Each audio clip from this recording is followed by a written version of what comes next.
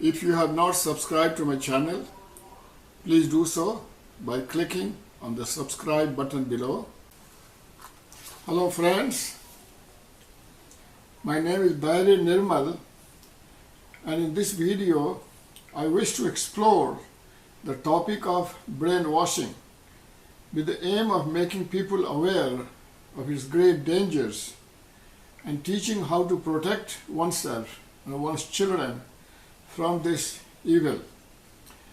You may be wondering why I selected this topic and not some other topic. The reason is that one of my dearest friends was once heavily brainwashed, and it was not easy for him to extricate himself from the clutches of people who had brainwashed him and had tried to control him.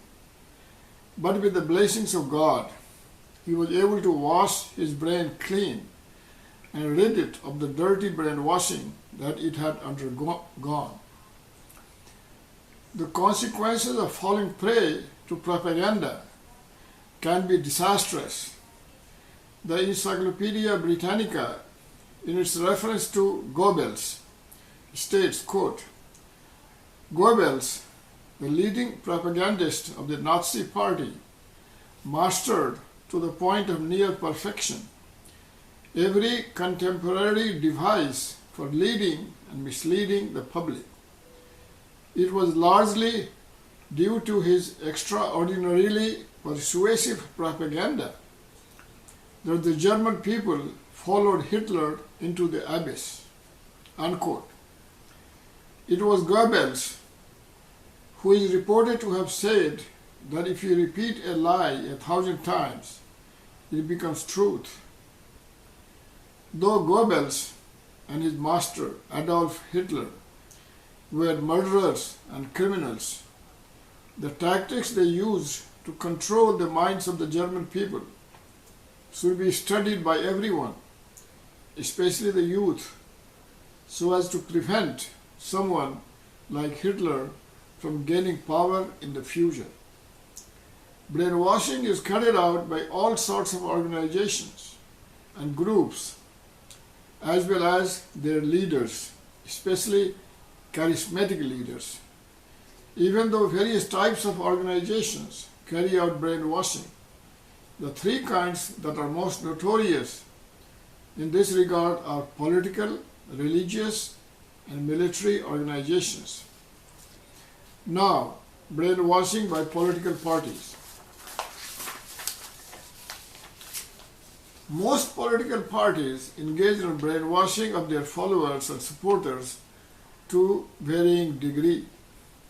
On a scale of 1 to 10, where 1 is lowest and 10 is greatest, parties such as the National Socialist Party, that is the Nazi Party of Germany, score a perfect 10. The reason why most political parties engage in brainwashing to some degree or the other is that every political party tries to advance itself by glorifying itself and trying to undermine or belittle its opponents. This does not mean that one should not join any political party or that one should hate politics in general. No serious or large-scale social or political change is possible except through a political party.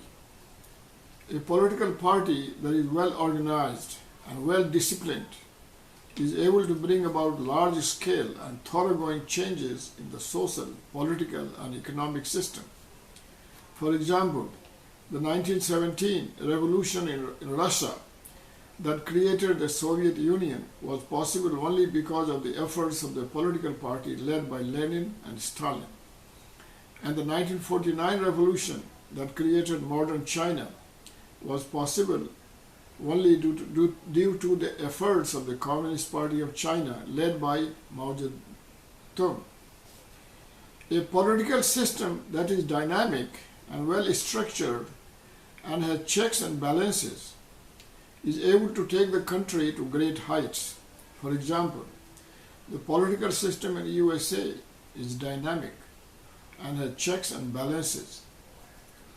This is why it survives why the political systems created by Vladimir Lenin and Joseph Stalin in the Soviet Union and by Mao Zedong in China have died off or have degenerated into something never envisaged by their founders.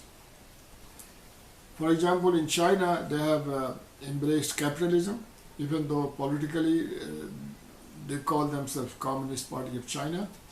And the Soviet Union, of course, has given up communism and has embraced capitalism and capitalist democratic system. Now let's talk about brainwashing by religious organizations. Brainwashing is the main reason some people blow themselves up or engaged in other suicidal attacks, thinking that this is justified for defending their religion by killing enemies, even though often those who are killed are simply innocent bystanders. Since self-preservation is the most basic human instinct, the only reason they do so is that they have been totally brainwashed that defending their religion by blowing themselves up is an honorable thing to do. Many religious cults have led their followers to commit mass suicides.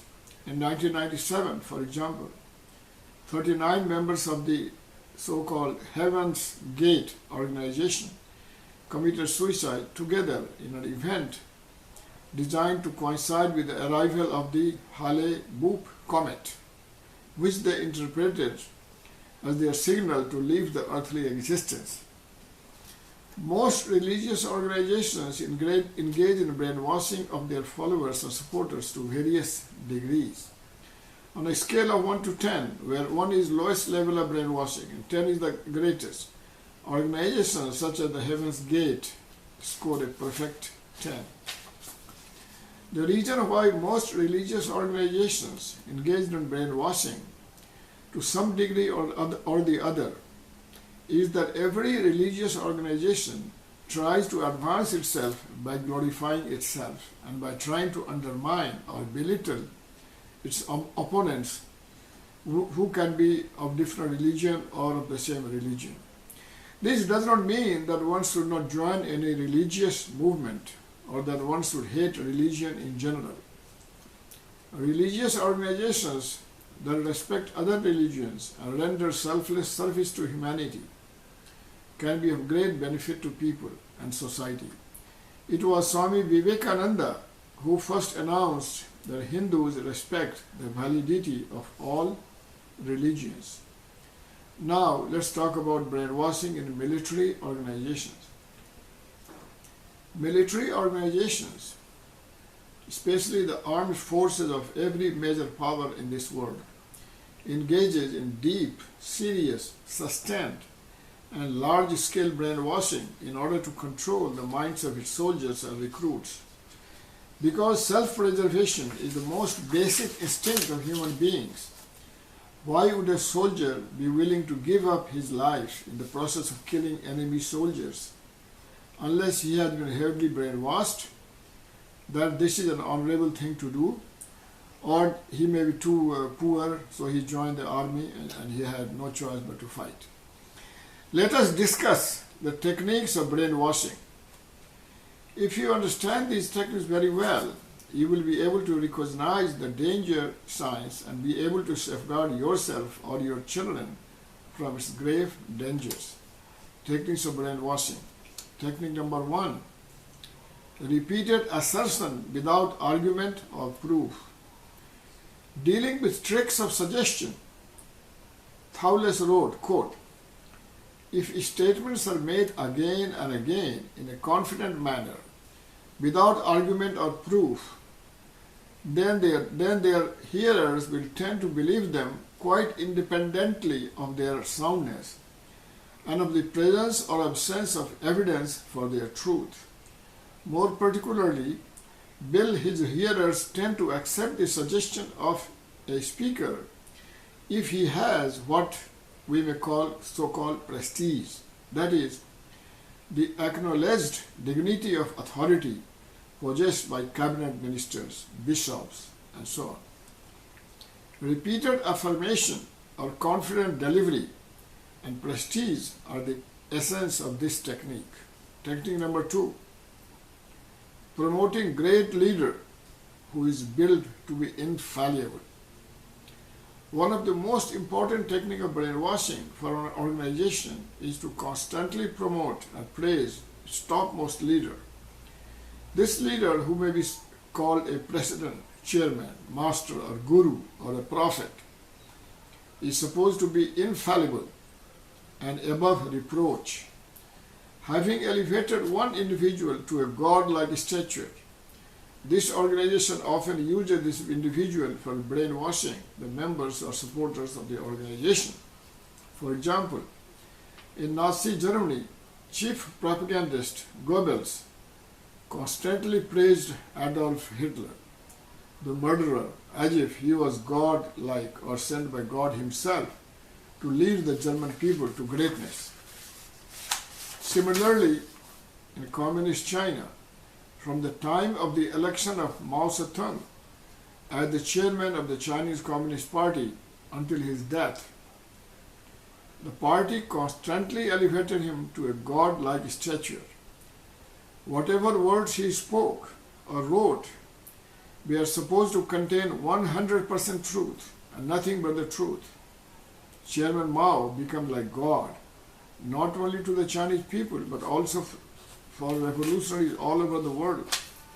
Anyone in China who dared to criticize him faced death penalty, or at the minimum was declared insane or a counter-revolutionary by those in authority and sent to labor camps for so-called re-education. But how much his people really loved him became crystal clear when after his death, his beloved wife was imprisoned and left to rot in the prison for years along with other members of the so-called Gang of Four. Technique number 3 of brainwashing, promoting past leaders and using their speeches and writings to brainwash people. Another technique is to constantly remind members and supporters of the organization of the greatness of past leaders or leaders. These past leaders could be political or religious leaders or founders of political or religious movements. The books written by these leaders and the words spoken by them are supposed to contain truth and nothing but the truth. Intelligent people who consider themselves to be educated should have more faith in themselves than in any leader, living or dead. We must weigh each idea on its own merit. No idea should be accepted as truth just because it is written in some holy or great book or because it was pronounced by a great leader. Technique number 4 of brainwashing, lack of information or even information control. One of the elements is to convince oneself that glaring contradiction in information are irrelevant compared to the overall intent or picture. Glaring contradictions in information are ignored entirely or glibly rationalized. So a large part of the information is controlled by minimizing the significance of contradiction via the articles of faith or dogma itself, such as, quote, "Oh, master knows best," unquote, or, quote, "You will see the truth yourself when you go within, then all these seeming contradictions will vanish." Technique number 5 of brainwashing, groupthink. If so many intelligent persons believe in it, then it must be true. Everybody tells me that our leader is the avatar, that is reincarnation of God, and they are not stupid at all, so they must be right. Technique number 6 of brainwashing, attachment to the group and friendship within the group members. This makes living very difficult, of course. Many members of an organization basically end up creating deep friendship with other members. and gradually their non-organization friendships fade. Because connections with the rest of the world, that is friendships, atrophied, a member who leaves the organization can be left feeling very stranded socially. Technique number 7 of brainwashing: insulation, intimidation, deprivation, and indoctrination. One author writes in his essay on brainwashing the following, quote, "The meeting or training takes place in an area where participants are cut off from the outside world. This may be any place, a private home, a remote or rural setting, or even a hotel ballroom where the participants are allowed only limited bathroom uses. In human potential trainings, the controllers will give a lengthy talk about the importance of, quote, keeping agreements, unquote, in life. The participants are told that if they do not keep agreements, their life will never work. It is a good idea to keep agreements, but the controllers are subverting a positive human value for selfish purposes. The participants vow to themselves and their trainers that they will keep their agreements. Anyone who dares not will be intimidated into agreement or forced to leave. The next step is to agree to complete training, thus ensuring a high percentage of conversion for the organization. They will usually have to agree not to take drugs, smoke, and sometimes not to eat, or they are given such short meal breaks that it creates tension. The real reason for the agreement is to alter internal chemistry, which generates anxiety and hopefully causes at least a slight malfunction of the nervous system, which in turn increases the conversion potential. Technique number 8, use of jargon. A definite clue that conversion tactics are being used is the introduction of jargon, new terms that have meaning only to the insiders who participate. Vicious language is also frequently used purposely to make participants uncomfortable. For example, communist organizations use their own terms like proletariat instead of working class, bourgeoisie instead of capitalist class. These jargons are used to basically manipulate and brainwash new members. Technique number 9, lack of humor, no release, no resistance. One author says, quote, "The final tip-off is that there is no humor in the communications, at least until the participants are converted. Then merrymaking and humor are highly desirable as symbols of the new joy the participants have finally found," unquote. Technique number 10 of brainwashing, chanting, especially loud chanting. One author says, quote, "The third thought-stopping technique is chanting, and often chanting in meditation. Speaking in tongues could also be included in this category. All thought-stopping techniques produce an altered state of consciousness. This may be very good if you are controlling the process, for you also control the input. The guy says, "I personally use at least one self-hypnosis programming session every day, and I know how beneficial it is for me." But you need to know, if you use these techniques to a degree of remaining continually in alpha state, that although you will be very mellow, you will also be more suggestible. Technique number 11, interpersonal technique. One author says, quote, "Another technique that I am just learning about is unbelievably slippery.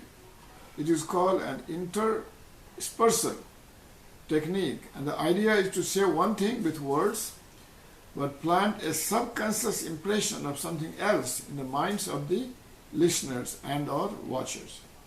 Let me give you an example.